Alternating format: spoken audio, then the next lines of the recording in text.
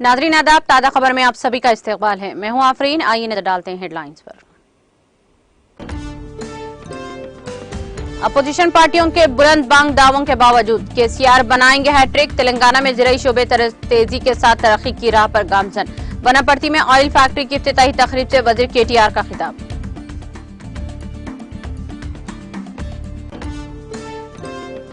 बंगाल में डेंगू से मुतासर अफराद की तादाद में हुआ इजाफा। एक और नौजवान की मौत, इंतजामिया चौकस।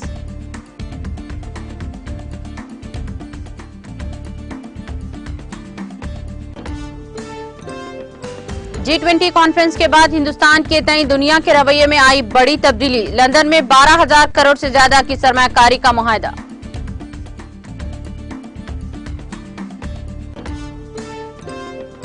बलूचिस्तान में मस्जिद के करीब खुदकश धमाका, 34 अफराद हलाक, 100 से ज्यादा जख्मी। मिलाद जुलूस के मौके पर पेश आया सानेहा।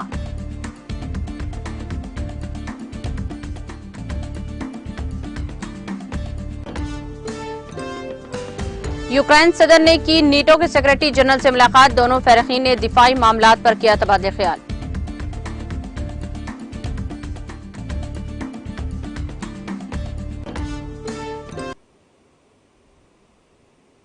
और अब खबरें तफसील से। वजीर सनत के तारक रामाराव ने कहा कि ज़राअत का शोबा तेजी से तरक्की कर रहा है और काश्तकार शोबा चीफ मिनिस्टर के चंद्रशेखर राव की क़ियादत में खुशहाल हो रहा है। रैतु बंधु स्कीम के तहत किसानों के खाते में 73,000 करोड़ रुपए से ज्यादा जमा किए गए हैं।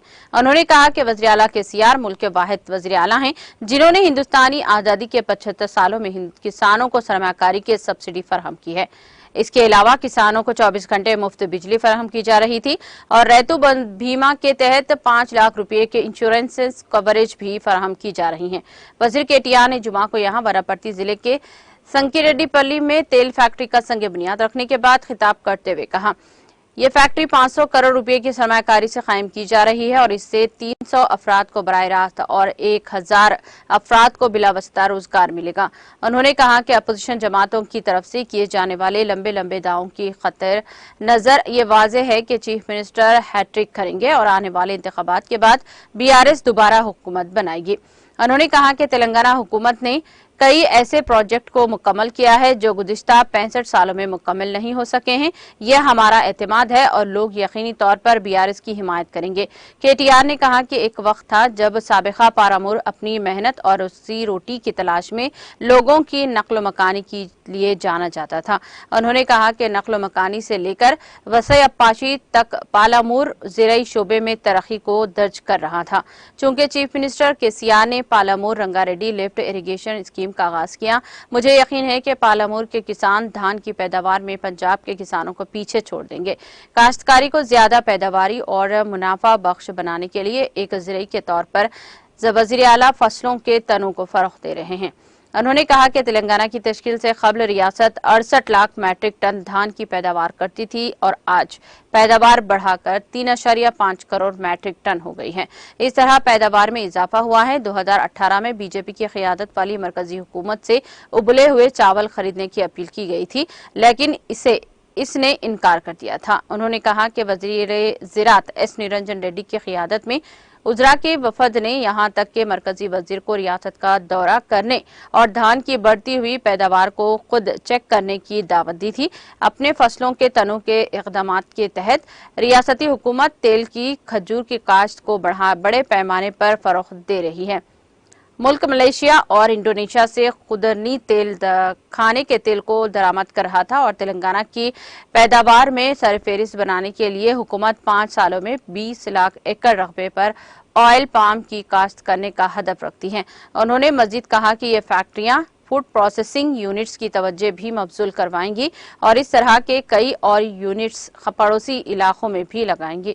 वजीर ने मुकामी क़ियादत से अपील की है कि वो कंपनियों की इंतजामिया को हर तरह का ताउन फराहम करे और इस बात को यकीनी बनाए कि इनके कामों में कोई रुकावट ना हो।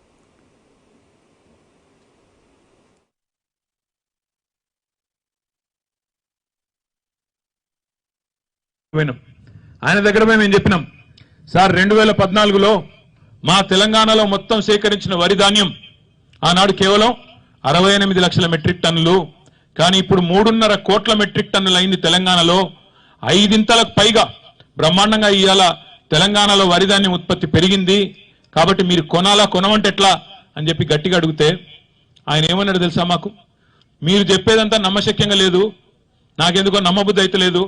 అట్లెట్లయితే భారతదేశంలో 75 ఏళ్లలో ఏ రాష్ట్రము చేయని పని మీరు 5-6 ఏళ్లలో చేసినామంటే ఎట్లా నమ్మాలి, నేను ఎట్లా నమ్మాలి, నాకెట్లా మీరు రుజువేమని ఇస్తారా అన్నాడు. క్యా చమత్కార్ కియా ఆప్నే, ఆయన అన్న మాట ఎగ్జాక్ట్ గా హిందీలో చెప్పిన మాట ఏంటంటే క్యా చమత్కార్ కియా ఆప్నే, ఏం చమత్కారం చేసినారు మీరు, ఏం సృష్టించినారు మీరు, ఎట్లా నమ్మాలా మిమ్మల్ని అని అడిగినాడు. మేము ఆయనకు చెప్పినాం, సార్ కావాలంటే విమానం ఖర్చులు మేమే పెట్టుకుంటాం, ఇక్కడికి వచ్చినాక హెలికాప్టర్ కూడా పెడతాం, నువ్వు రా. ఒకనాడు బీడు భూములతో ఒకనాడు కరువుతో అల్లాడిపోయిన మా పాలమూరు ఇవాళ ఎట్లయిందో నీకు చూపెడతాం రా అని చెప్పి ఆ రోజు మేము అందరం కూడా ధీమాగా ధైర్యంగా మన ముఖ్యమంత్రి గారు మన పాలమూరు రైతన్నలు ఇచ్చిన ఆశీర్వాదంతో గట్టిగా కేంద్ర ప్రభుత్వాన్ని కూడా చెప్పడం జరిగింది. ఇవాళ ఆ స్థాయి ఆ గౌరవం అంత గర్వంగా మాకు చెప్పే పరిస్థితి వచ్చింది అంటే దానికి శ్రమజీవులైన రైతన్నలు మరి మీకు అండగా నిలబడ్డ రైతు బంధు కేసీఆర్ గారే దానికి కారణం అని చెప్పక తప్పదు. అయితే ఇప్పుడే మనం అనుకున్నట్టు మంత్రి గారు చెప్పినట్టు కానీ వరి మాత్రమే పండిస్తే ఎట్లా, మిగతా పంటలు కూడా ఆలోచన చేయాలా, ప్రత్యామ్నాయాలు కూడా ఆలోచన చేయాలా. భవిష్యత్తులో మన పిల్లలు కూడా వ్యవసాయంలోకి రావాలి అంటే వ్యవసాయం ఈ రోజే కాదు భవిష్యత్తులో కూడా లాభసాటిగా ఉండాలి అంటే ప్రత్యామ్నాయ పంటలు ఈ ఆయిల్ పామ్ లాంటి పంటలను కూడా ప్రోత్సహించాలి అని ఒక ఆలోచన చేసినాం. ఆయిల్ పామ్ ఎందుకు అంటే ఈ వంట నూనెలు ఏవైతే మనం ప్రతిరోజు మన దేశం అంతటా కూడా 28 రాష్ట్రాల్లో వాడుతూ ఉంటామో ఇవాళ వంట నూనెలు దాదాపు 70% బయట నుంచే తెచ్చుకుంటా ఉన్నాం, బయట దేశాల నుంచే దిగుమతి చేసుకుంటా ఉన్నాం. మనం ఎక్కడెక్కడో మలేషియా నుంచి, ఎక్కడో ఇండోనేషియా నుంచి, ఇతర దేశాల నుంచి ఈ వంట నూనెలు మనం ఇవాళ దిగుమతి చేసుకుంటా ఉన్నాం. అంటే మనం రోజు వాడుకునే వంట నూనె కూడా ఇంత పెద్ద దేశంలో పండించే పరిస్థితి లేనట్టు, ఇక్కడి రైతులకు సత్తా లేనట్టు, ఎక్కడికెళ్ళో తెచ్చుకోవాలన్నట్టు ఇవాళ దాదాపు లక్షల టన్నుల వేల టన్నుల మరి వంట నూనెను దిగుమతి చేసుకుంటా ఉన్నాం, 70% దాదాపుగా. అందుకే ముఖ్యమంత్రి గారు అన్నారు ఎక్కడి నుంచో తెచ్చుకునే దుస్థితి మనకెందుకు ఉండాలా, మన దేశానికి ఇవాళ తెలంగాణ బువ్వ పెడుతున్నది ధాన్యం, వరి ధాన్యం అంతా బియ్యం అంతా మన కాడికి వెళ్ళిపోతున్నది. అట్లనే రేపటి రోజున వంట నూనెలు కూడా మన దగ్గరికి వెళ్ళిపోవాలా, దేశం మొత్తం కూడా మన తెలంగాణనే దానికి ఒక కేర్ ఆఫ్ అడ్రస్ కావాలన్న ఉద్దేశంతో 5 ఏళ్లలో 20 లక్షల ఎకరాల్లో మనం వంట నూనెలు ఆయిల్ పామ్ సాగు చేయాలని చెప్పి ఒక బృహత్తరమైన లక్ష్యం పెట్టుకున్నాం. 20 లక్షల ఎకరాలంటే చిన్న విషయం కాదు. మంత్రి గారు ఇప్పుడే చెప్పినారు గత 35 ఏళ్లలో మొత్తం ఆనాడు ఉమ్మడి ఆంధ్రప్రదేశ్ లో మన ప్రాంతంలో మొత్తం గనక 30 ఏళ్లలో వాళ్ళు సాధించింది కేవలం 30,000 ఎకరాలు. కానీ మన ప్రభుత్వం 20 లక్షల ఎకరాలకు దీన్ని తీసుకొని పోవాలని చెప్పి ఒక లక్ష్యం పెట్టుకున్నాం. కానీ 20 లక్షల ఎకరాలకు పోవాలంటే ఆషామాషి మాట కాదు, ఊరికే మాటలతో అంటే అయిపోయేది కాదు. రైతులకి ఊరికే చెప్తే సరిపోదు, మనమే చేసి చూపెట్టాలని చెప్పి స్వయంగా వ్యవసాయ మంత్రి గారు నిరంజన్ రెడ్డి గారు, మన ఎమ్మెల్యే ఆల వెంకటేశ్వర రెడ్డి గారు వాళ్ళ పొలంలో కూడా ఆయిల్ పామ్ పంటను పెట్టి వాళ్ళ ఇతర రైతులకు కూడా ఆదర్శంగా నిలబడ్డందుకు వారి గట్టిగా చప్పట్లతో అభినందనలు చెప్పాలని చెప్పి నేను కోరుతా ఉన్నా. నాయకుడు అనేవాడు ఆచరించి చూపెట్టాల, నాయకుడు అనేవాడు ముందుండి తాను స్వయంగా ముందుకు అందరినీ కూడా నడుపుకొని పోవాలా. అందుకే మన వ్యవసాయ మంత్రి గారు, మన ఎమ్మెల్యే గారు స్వయంగా వారి పొలంలో పెట్టడమే కాకుండా ఇందులో ఏమన్నా కష్టం ఉన్నా నష్టం ఉన్నా మళ్ళీ ప్రభుత్వానికి చెప్పి మార్పులు చేర్పులు చేయడానికి కూడా వారు ఆలోచన చేస్తా ఉన్నారు. మొదటి 4 ఏళ్ల పాటు అంటే పంట చేతికి వచ్చే టైం వరకు, ఆ గెలలు మొలిచే వరకు రాష్ట్ర ప్రభుత్వమే స్వయంగా ఈ పంట మొత్తంగా మనకు ఎకరానికి 50,918 రూపాయల వరకు మరి రాయితీని కూడా రాష్ట్ర ప్రభుత్వం ఇస్తా ఉంది. దీంతో పాటు మొక్కలు, డ్రిప్ ఇరిగేషను మొదటి 4 సంవత్సరాల పాటు తోటల యాజమాన్యం కోసం ఈ రాయితీ మొత్తంగా వర్తిస్తుంది. ఇందులో మనం ఇప్పుడు ఈ సంవత్సరానికి కూడా దాదాపు 2,500 కోట్ల పైచిలకు రూపాయలు కేటాయించుకున్నామని చెప్పి కూడా నేను మీకు తెలియజేస్తా ఉన్నా. మరి మీరు పంట పెట్టిన తర్వాత ఇప్పుడే మంత్రి గారు అన్నారు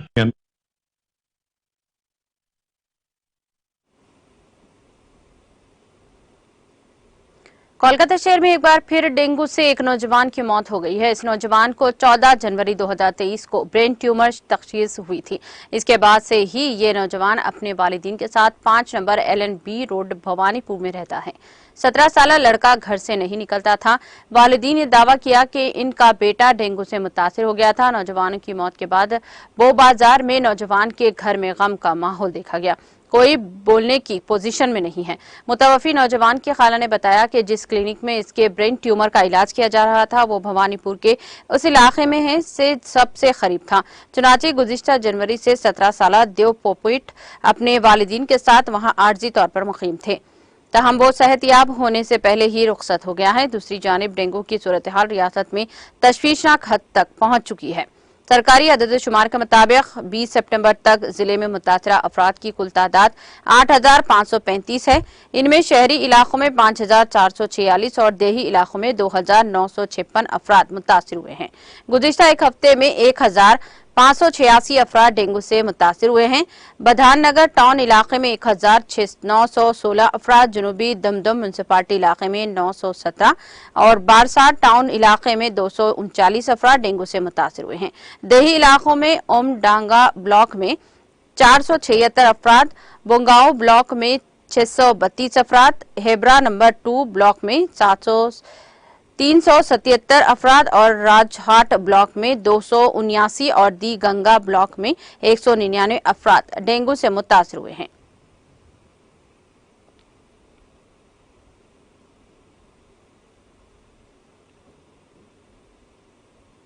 उत्तराखंड के वज़ीर आला पुष्कर सिंह धामी ने कहा कि G20 कॉन्फ्रेंस के बाद हिंदुस्तान के तई दुनिया के रवैये में बड़ी तब्दीली आई है और इसी बदले हुए रवैये का ही असर रहा कि बरतानिया में उत्तराखंड रियासत के लिए इन्हें 12,500 करोड़ रुपये से ज्यादा की तजावीज मौसूल हुई हैं।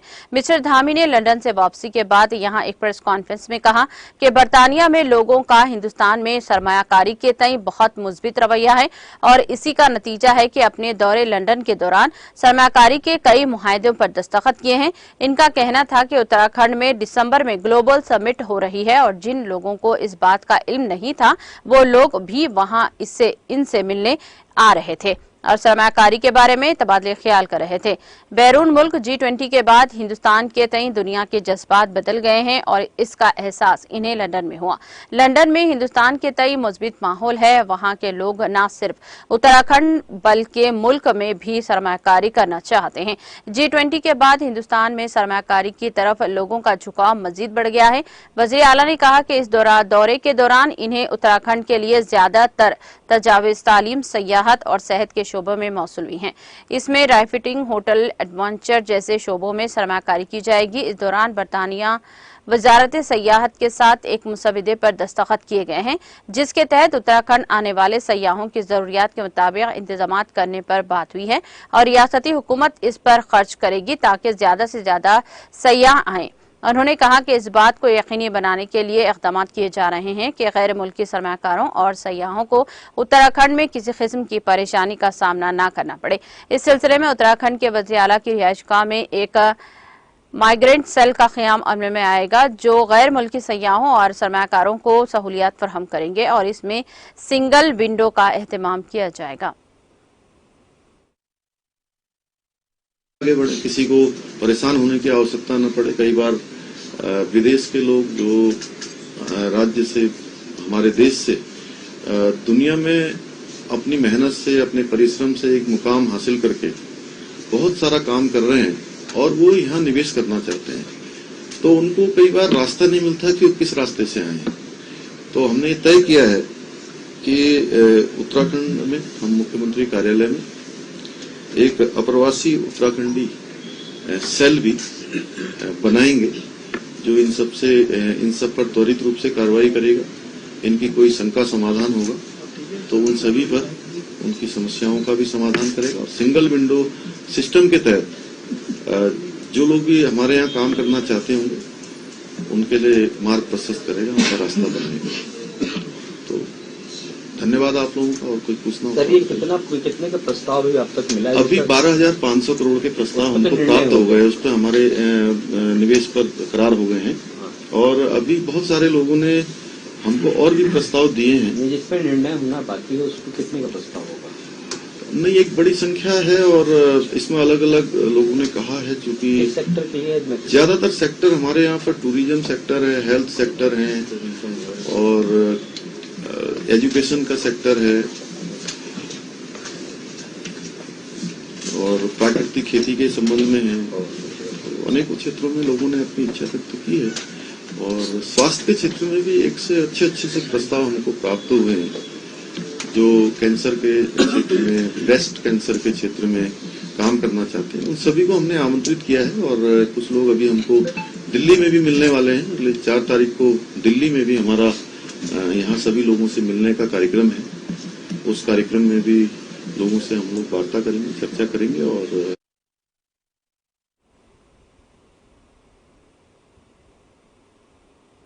Central reserve police force CRPF के डायरेक्टर जनरल डॉक्टर सोजॉय लाल थाउसेन ने आबादी कश्मीर का दौरा करके टीआरसी श्रीनगर, लतेपुरा और पुलवामा के त्राल में 180 बटालियन हेडक्वार्टर पर फोर्स की ऑपरेशन तैयारियों का जायजा लिया। दौरे के दौरान उन्होंने सीआरपीएफ एहलकारों के साथ बातचीत करके इनकी हौसला अफजाई की।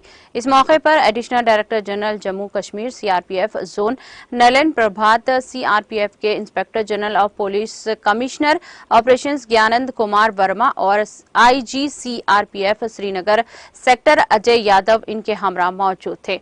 मौसूफ डीजी ने कश्मीर दौरे का आगाज आरटीसी श्रीनगर से किया है, जहां उन्होंने सहूलियात का जायजा लिया और वहां ट्रेनर्स के साथ बातचीत की। इसके बाद डॉक्टर थाउसेन ने त्राल में सीआरपीएफ के 180 बटालियन हेडक्वार्टर का दौरा किया, जहां उन्होंने शहीद मुकेश लाल मीना पारिक का इफ्तिताह किया और इन नौजवानों को शानदार खराज अकीदत पेश किया, जिन्होंने ड्यूटी के दौरान मुल्क के लिए अपनी जानें निछावर की हैं।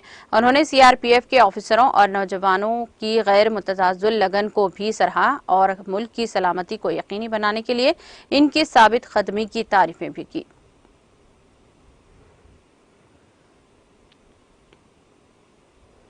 बलूचिस्तान के जिले मस्तौंग में मस्जिद के करीब होने वाले खुदकश धमाके में एक पुलिस ऑफिसर समेत कम से कम 34 अफराद जाँ बहक और 100 से ज्यादा शहरी जख्मी हुए हैं। डॉन न्यूज के मुताबिक असिस्टेंट कमिश्नर मस्तौंग अताउल्लाह मोनियम ने बताया कि धमाका जश्न ईद मिलादुन्नबी सल्लल्लाहु अलैहि वसल्लम के सिलसिले में निकाला जाने वाले जुलूस के लिए जमा अफराद के करीब हुआ, जिसके नतीजे में अब तक 30 के करीब शहरियों की जख्मी होने की इत्तलात हैं। असिस्टेंट कमिश्नर ने तस्दीक की है कि धमाका मौके पर मौजूद मस्तौंग के deputy superintendent of police DSP Nawaz Gashkori की गाड़ी के करीब हुआ। City station house officer HSO Mohammad Javed Lateri ने कहा कि धमाका खुदकश धमाका था और बमबार ने खुद को डीएसपी नवाज गशकोरी की गाड़ी के करीब धमाके से उड़ा लिया। जावेद लटेरी ने बताया कि खुदकश हमलावर ने खुद को डीएसपी सिटी अली नवाज गशकोरी की गाड़ी से टकरा, जिसके बाद धमाका हुआ। हॉस्पिटल हुकाम के मुताबिक 9 लाशें नवाब गौस बख्श रियासानी हॉस्पिटल और 6 DHQ मस्तांग मुंतकिल किया गया है।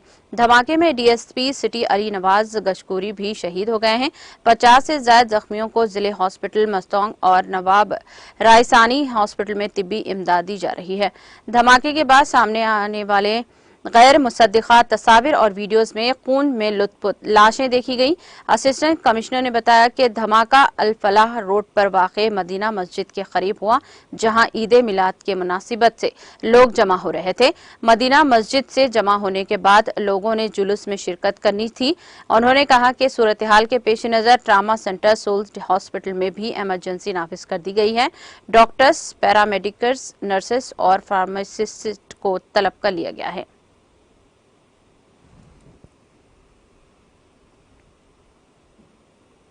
यूक्रेन के सदर व्लादिमीर ज़ेलेंस्की ने जुमेरात को यूक्रेन और इत्तेहाद के दरमियान ताउन और हम आहंगी पर तबादला ख्याल किया और नॉर्थ अटलांटिक ट्रेनी ऑर्गेनाइजेशन नीटो के सेक्रेटरी जनरल जेंस स्टोल्टेनबर्ग से मुलाकात की।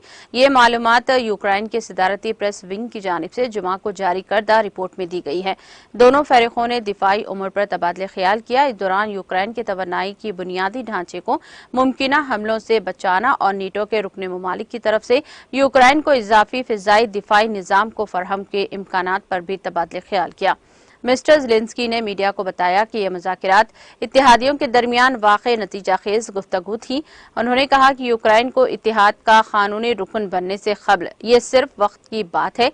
हम इसे जल्द से जल्द मुकम्मल करने के लिए हर मुमकिन कोशिश कर रहे हैं। मिस्टर स्टोल्टेनबर्ग ने कहा कि यूक्रेन के लिए नीटो की हिमायत जारी रहेगी। नीटो यूक्रेन के साथ उस वक्त तक खड़ा रहेगा जब तक इसकी जरूरत होगी। मिस्टर स्टोल्टेनबर्ग इन दिनों यूक्रेन के दौरे पर हैं।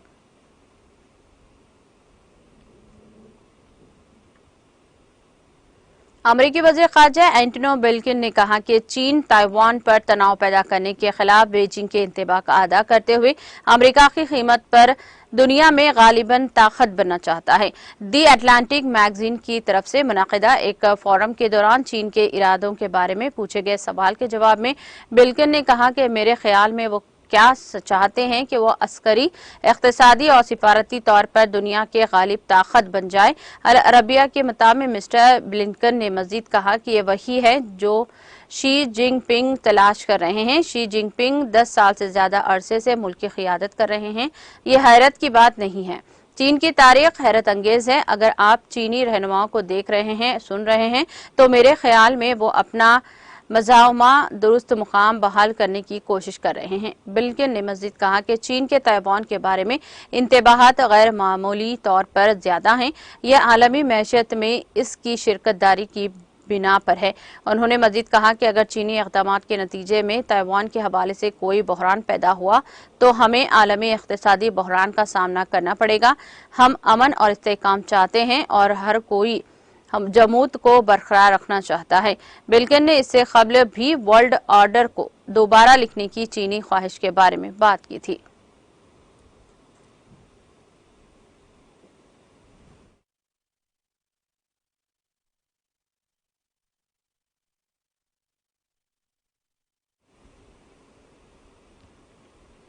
इख्तिताम से कबल एक नजर हेडलाइंस पर।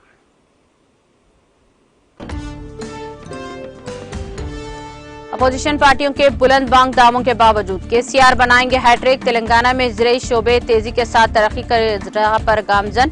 वनापर्ती में ऑयल फैक्ट्री की इफ्तिताई तकरीब से वजीर केटीआर का खिताब। बंगाल में डेंगू से मुतासर अफराद की तादाद में हुआ इजाफा। एक और नौजवान की मौत, इंतजामिया चौकस।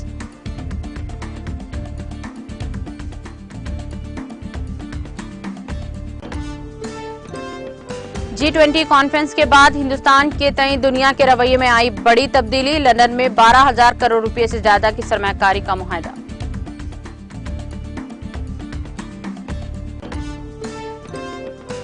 बलूचिस्तान में मस्जिद के करीब खुदकश धमाके, 34 अफराद हलाक, 100 से ज्यादा जख्मी। मिलाद जुलूस के मौके पर पेश आया वाकया। यूक्रेनी सदर ने की नेटो के सेक्रेटरी जनरल से मुलाकात। दोनों फरीकीन ने दिफाई मामलात पर किया तबादला ख्याल।